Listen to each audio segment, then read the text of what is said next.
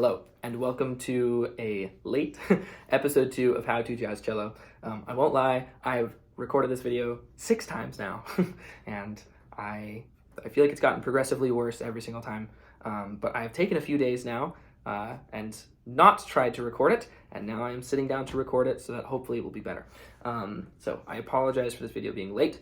I've decided to make it 2 parts so that I can give you guys something a little extra this week, and then there will still be a video coming out this Friday. Okay, formalities aside, what are we talking about today?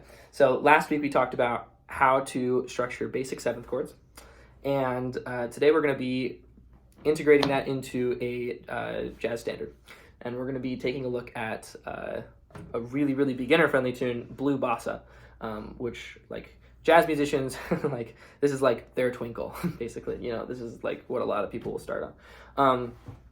And so the only thing we're going to be doing with this tune is we're going to be taking these chords to the tune.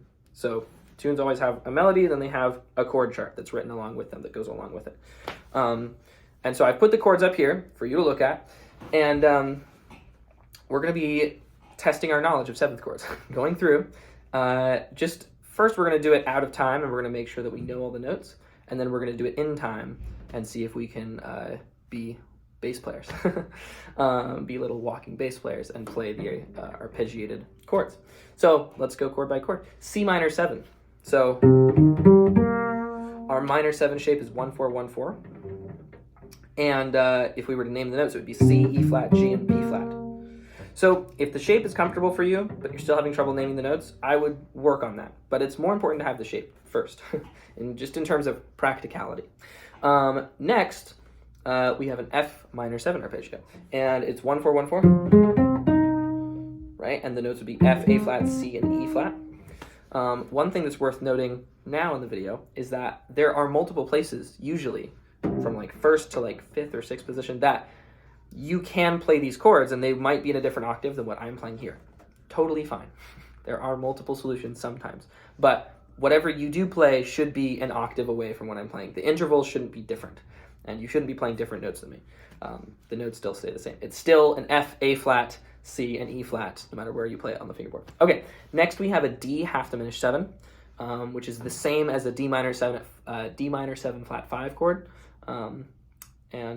Yeah, that would be 1-4, and then extend back 1, and then 4.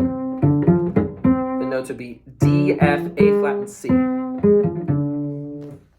Then we have a G7 flat 9.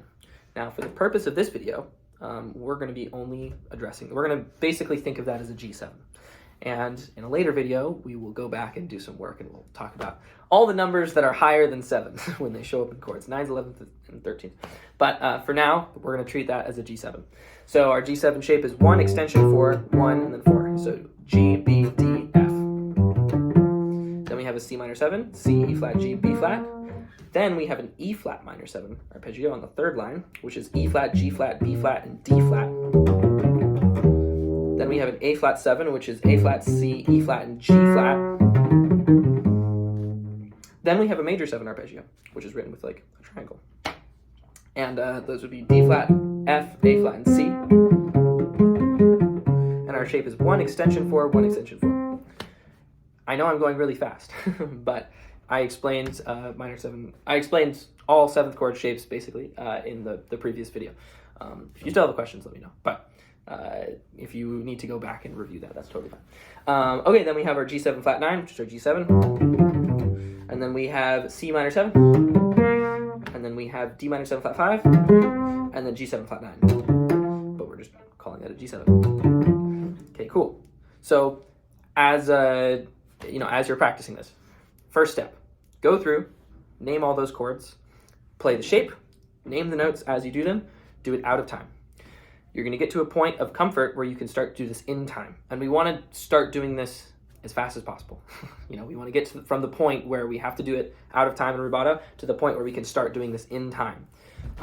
Because this is another thing that we really need to start practicing now as we're starting this journey of learning how to play jazz and also be a great improviser. Is we need to start keeping constant time. As string players, we oftentimes we're reading off of sheet music, and we might have like an ostinato, or we might have some kind of like repeating pattern or just eighth notes for a while. But at some point it stops, and tempos are almost negotiable sometimes. I mean, you have lots of retards, and you have cello rondos, and you have like tempo manipulating things in classical music that don't help you train your internal clock. And so that's something that we need to start practicing as fast as possible. So now we're going to go through the tune Blue Bossa, and we're going to be fake bass players. I'm going to play a backing track that has an electric piano that's going to be playing some of these voicings in a bit more of a sophisticated way, but our job is to keep the quarter notes locked to play along with the backing track, 4 quarter notes per measure. All right, let's give it a try. This is at 90 BPM.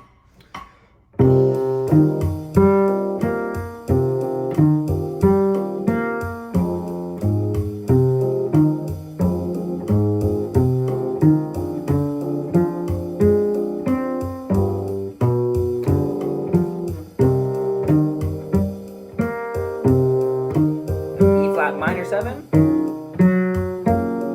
It's okay if it's in a different octave. A little out of tune there.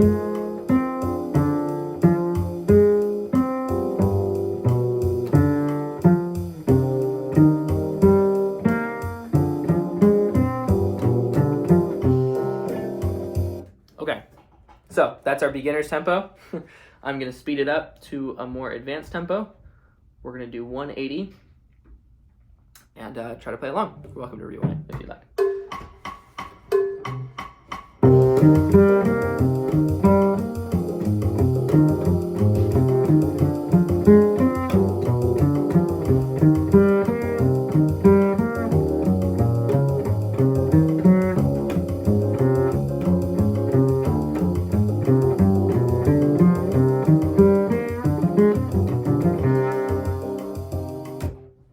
Awesome.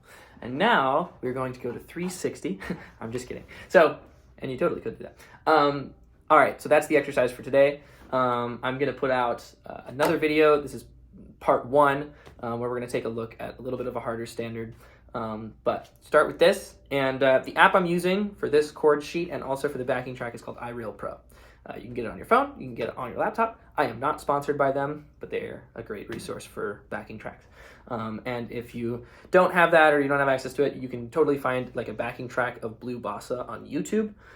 I'm sure there are great backing tracks out there at different assorted tempos for you to practice along to, and just keep steady quarter notes. So that's your assignment for this week. I'll put out part 2 shortly. See you guys.